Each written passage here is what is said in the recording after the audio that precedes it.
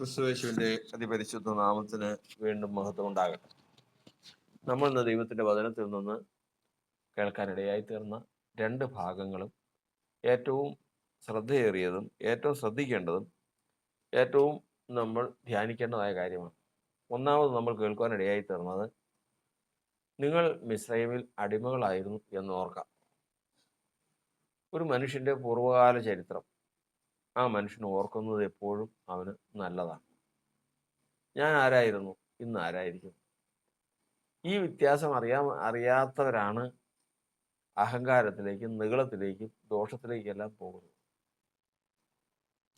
എന്നാൽ ഞാൻ ആരായിരുന്നു, ഇന്ന് ആരായിരിക്കുന്നു? കർത്താവ് പറഞ്ഞു, അവൻ നിങ്ങളെ നിവർന്ന് നടക്കുമാറാക്കി. എങ്ങനെ നടന്നവരാ? കുനിഞ്ഞു നടന്നവരാ. കുനിഞ്ഞു നടന്നു കഴിഞ്ഞാൽ ഭാരം നിമിത്തം, പാപഭാരം നിമിത്തം, അകൃത്യഭാരം നിമിത്തം കുനിഞ്ഞു നടന്നവരാണ്. അവരെ കർത്താവ് നേരെ നിവർത്തി നടത്തിയതാണ്. ഇപ്രകാരം മനുഷ്യന്റെ ജീവിതം കർത്താവ് ചെയ്തത് അറിയണമെങ്കിൽ അവൻ്റെ മുൻകാലത്ത് അറിയണം. മുൻകാല ചരിത്രം അറിയണം. മുൻപ് നിങ്ങൾ മിസ്രൈമിൽ അടിമകളായിരുന്നു. ഒരു അടിമയ്ക്ക് എന്ത് സന്ദർഭം വരണം അടിമയുടെ സങ്കടം അറിയണം.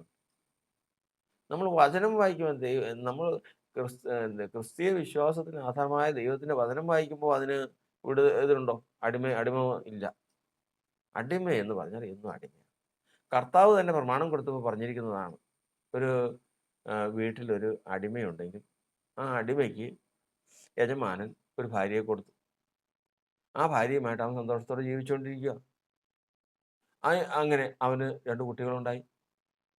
കുട്ടികളുണ്ടായതിന് ശേഷം ഒരു സമയം വന്നു, അതിൻ്റെ അടിമത്തത്തിൻ്റെ സമയം വന്നു കഴിഞ്ഞപ്പോഴത്തേക്കും മാറിപ്പോകണമെങ്കിൽ അവന് പോകാം.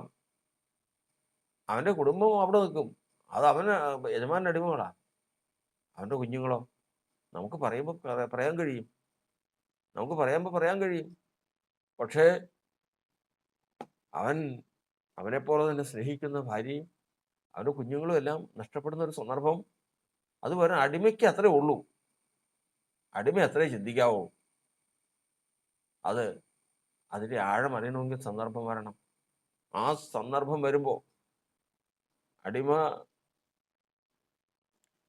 ചന്തയിൽ കൊണ്ടുപോയി വിൽക്കാൻ നിർത്തിയിരിക്കുന്ന നമ്മൾ കേട്ടിട്ടുണ്ട്. ഈസോപ്പ് എന്ന് പറഞ്ഞ ആ മനുഷ്യനെ കൊണ്ടുപോയി മാർക്കറ്റിൽ വിൽക്കാൻ നിർത്തിയിരിക്കുക. അപ്പോൾ ഓരോരുത്തർ അടിമകൾ 10 അടിമയെ കൊണ്ടുവന്ന് വിൽക്കാൻ കൊണ്ടുവന്നിട്ടുണ്ടെങ്കിൽ മനുഷ്യരാണെന്ന് ഓർക്കണം. ആ 10 അടിമ നിന്നുകൊണ്ട് പറയണം, എന്തൊക്കെ ഓരോരുത്തരുടെ അടുത്ത് വന്നതിന് ശേഷം മേടിക്കാൻ വരുന്നത് ചോദിക്കും, എന്തൊക്കെ പഠിച്ചിട്ടുണ്ട്? അപ്പോൾ അവർ പറയും, ഞാൻ കിളയ്ക്കും, മരം കയറും, മരം മുറിക്കും, അറക്കും, ഒരു ഇഷ്ടിക ഉണ്ടാക്കും, മുതലായിട്ടുള്ള ഒക്കെ. അപ്പോൾ അവരൊക്കെ അറിയാവുന്നതിൻ്റെ ഇരട്ടി അവർ പ്രശംസിച്ചുകൊണ്ടിരിക്കണം. സ്വയം അപ്പുറത്ത് വിൽക്കാൻ വന്നവൻ നോക്കിക്കൊണ്ട് നോക്കുക. അപ്പോൾ അങ്ങനെ നോക്കുമ്പോഴത്തേക്കും ഈ അടിമയ്ക്ക് എന്ത് തരണം? ഈ അടിമയ്ക്ക് 2000 രൂപ തരണം, അല്ലെങ്കിൽ ഇത്ര 1000 രൂപ തരണം. അത്രയും പറ്റില്ല, ഇച്ചിരി കുറച്ച് തരാം. ഇങ്ങനെ കിടന്ന് തനിക്ക് തൻ്റെ ജീവിതം വിലപേശുന്നത് കണ്ടുകൊണ്ടിരുന്നവനാണ് അടിമ. അതാ ഞാൻ പറഞ്ഞത്, സന്ദർഭം വരണമെന്ന്. അടിമകൾ അനുഭവിക്കുന്ന അതിവേദനയുടെ സന്ദർഭങ്ങൾ മനസ്സിലാക്കണം. തൻ്റെ കുഞ്ഞുങ്ങളെ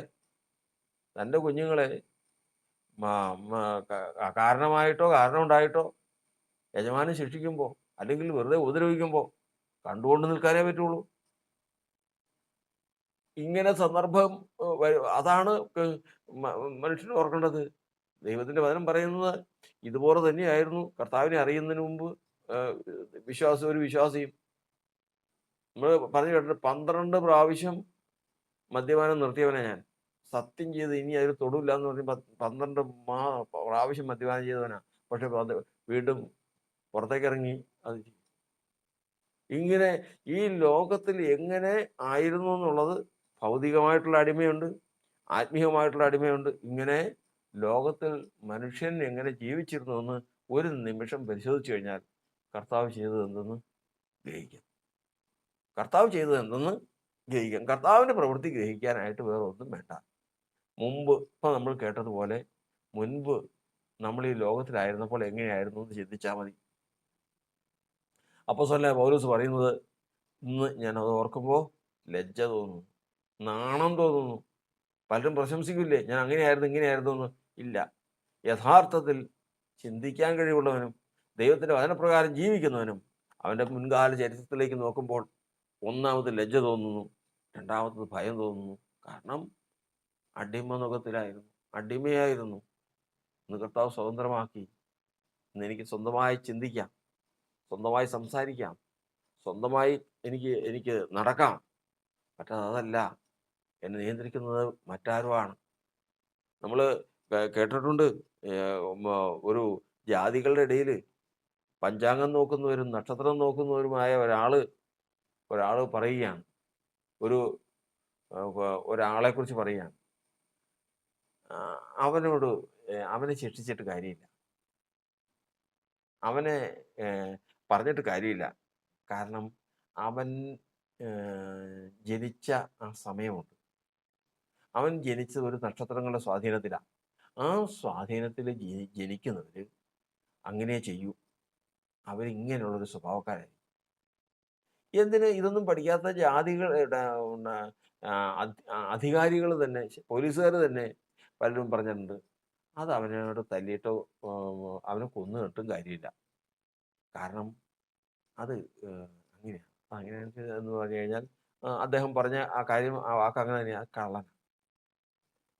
കള്ളനാ. അത് ജന്മനാ തന്നെ അങ്ങനെയുള്ളതാണ്. ഒരിക്കലും അത് മാറ്റിയാൽ മാറില്ല. കാരണം അങ്ങനെ ആയിപ്പോയ അവര് ഇതുപോലെ ആയിരുന്നവരാണ്. ലക്ഷണശാസ്ത്രം നമ്മൾ പഠിക്കുമ്പോൾ ലക്ഷണശാസ്ത്രം ഇതിനു മുമ്പ്, കർത്താവിനെ അറിയുന്നതിന് മുമ്പ് ലക്ഷണശാസ്ത്രം എന്ന് പറയുന്ന ഒന്നുണ്ട്. അത് ഇന്നും ലോകത്ത് ആചരിച്ചു പോരുന്നതാ. നമ്മൾ പറയില്ലേ ലക്ഷണശാസ്ത്രം ഒന്നുമില്ല എന്ന്. ആരും അങ്ങനെയൊന്നുമല്ല, ലക്ഷണശാസ്ത്രം ഉള്ളത് തന്നെയാ. പക്ഷേ നമ്മൾ പരിശോധിക്കുമ്പോൾ ലക്ഷണശാസ്ത്രം നമ്മൾ പരിശോധിച്ചു കഴിഞ്ഞാൽ, ലക്ഷണശാസ്ത്രം നമുക്ക് നോക്കാൻ പാടില്ല. പറയാം, ഈ ലക്ഷണശാസ്ത്രക്കാരുടെ ദൃഷ്ടിപ്രകാരം ഇതൊന്നിനെയും വിശ്വസിക്കാൻ കൊള്ളില്ല. സക്കായിയെ വിശ്വസിക്കാമോ? ലക്ഷണം എന്താണെന്ന് ഞാൻ പറയുന്നില്ല. എന്നാലും യെരമ്യാവിനെ വിശ്വസിക്കാമോ? മോശയെ വിശ്വസിക്കാമോ? ഇങ്ങനെയുള്ള ആരെയും വിശ്വസിക്കാൻ പറ്റില്ല ലക്ഷണശാസ്ത്ര പ്രകാരം. പക്ഷേ ഇവരൊക്കെയും കർത്താവിൻ്റെ അടുക്കൽ വന്നു കഴിഞ്ഞപ്പോൾ ഇതൊക്കെ മാറി. അപ്പം അതായത് അടിമത്തത്തിൽ നിന്ന് മാറി. അതുകൊണ്ടാണ് എഫേസ്യ ലേഖനം 2-ാം അധ്യായത്തിൽ പറഞ്ഞിരിക്കുന്നത്, അതിക്രമങ്ങളാലും പാപങ്ങളാലും മരിച്ചവരായത് നിങ്ങളെ അവൻ ജീവിപ്പിച്ചു. അന്ന് നിങ്ങളുടെ പ്രാണൻ മരിച്ചതായിരുന്നു, ഇന്ന് നിങ്ങളെ ജീവിപ്പിച്ചു. അന്ന് നിങ്ങൾ അടിമകളായിരുന്നു, ഇന്ന് സ്വതന്ത്രരാണ്. അന്ന് നടന്നപ്പോൾ എങ്ങനെ നടന്നു? ആകാശത്തിലെ അധികാരം, നക്ഷത്രങ്ങളുടെ സ്വാധീനം, അനുസരണക്കേണ്ട മക്കൾ വ്യാപരിക്കുന്ന ആത്മാവിന് അധിപതി, ഇവരെയൊക്കെ അനുസരിച്ച് നിങ്ങൾ നടന്നേ. സാധിക്കുമോ? ഒരാൾ പറഞ്ഞതുപോലെ, അവൻ ഇത്രാമത്തെ വയസ്സിൽ അവൻ്റെ വലത്തെ കാലറ്റ് പോകും എന്ന് അവരുടെ സമയം നോക്കി, നക്ഷത്രരാശികളുടെ സമയം നോക്കി പറഞ്ഞത് അങ്ങനെ തന്നെ സംഭവിച്ച അങ്ങനെ തന്നെ ഇത് പ്രകാരം കാണപ്പെട്ട ഒരു കാര്യങ്ങളുണ്ട്. കാരണം അത് സംഭവിക്കും. ആ സമയമാകുമ്പോഴേക്കും അത് സംഭവിക്കും. അപ്പോൾ നമ്മളെ ആരാ നിയന്ത്രിക്കുന്നത്? ഇതിന് രക്ഷപ്പെടാൻ ആർക്കും കഴിയില്ല. അവിടെ നിന്ന് ഒരാൾ പറയുക, ഈ സ്ഥലത്ത് ഇതിൽ ജനിച്ചവൻ, ഈ നക്ഷത്രങ്ങളുടെ സ്വാധീനത്തിൽ ജനിച്ചവൻ, ഈ സമയത്ത് ജനിച്ചവൻ്റെ പ്രത്യേകത എന്താണെന്ന് വെച്ച് കഴിഞ്ഞാൽ, അവൻ അധ്വാനിക്കണ്ട. കാരണം അവൻ അധ്വാനിക്കാതെ തന്നെ അവന് സമ്പത്ത് വന്നുകൊണ്ടിരിക്കും. ഇതാ പറയണം. ഒരാളെ കുറിച്ച് പറയുന്നത്, അവൻ അധ്വാനിച്ചിട്ട് കാര്യമില്ല. കാരണം എത്ര അധ്വാനിച്ചാലും അവനുണ്ടാവില്ല. ഇതെല്ലാം നിയന്ത്രിക്കുന്നത് അദൃശ്യ മണ്ഡലങ്ങളിൽ ചില ശക്തികളുണ്ട്. അവരാണ് നിയന്ത്രിച്ചുകൊണ്ടിരുന്നത്. അടിമകളായിരുന്നു. ഒന്നും ചെയ്യാതെ, ചിന്തിക്കാൻ പോലും പറ്റില്ലല്ലോ. നല്ലത് ചിന്തിക്കാൻ പോലും പറ്റാത്ത നിലയിൽ അടിമയായിരുന്നു. അതിൻ്റെ ഒക്കെയും സന്ദർഭം നമ്മൾ ആദ്യം പറഞ്ഞതുപോലെ, അടിമയുടെ ദുഃഖം അറിയണമെങ്കിൽ, അടിമയുടെ വേദന അറിയണമെങ്കിൽ സന്ദർഭങ്ങൾ പഠിക്കണം. സന്ദർഭം പഠിക്കുമ്പോൾ നിങ്ങൾ അടിക്കാം. അപ്പോൾ അറിയാം, ദൈവമേ, ഒരു അടിമയുടെ ദുഃഖം എത്ര വലുതാണ്. ദൈവത്തിൻ്റെ വചനം പറഞ്ഞ് അപ്രകാരമായിരുന്നു നമ്മളെന്നാണ് ഇന്ന് നമ്മൾ കേട്ടത്. എന്നാൽ ഇന്ന് അങ്ങനെയല്ല. ക്രിസ്തുവിൽ നമ്മൾ സ്വതന്ത്രരായിരിക്കുന്നു.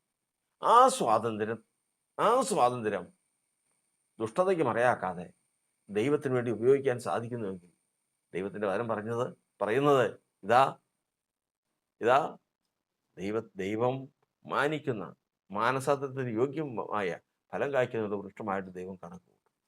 കർത്താവ് നമ്മെ അനുഗ്രഹിക്കുമാറാകട്ടെ.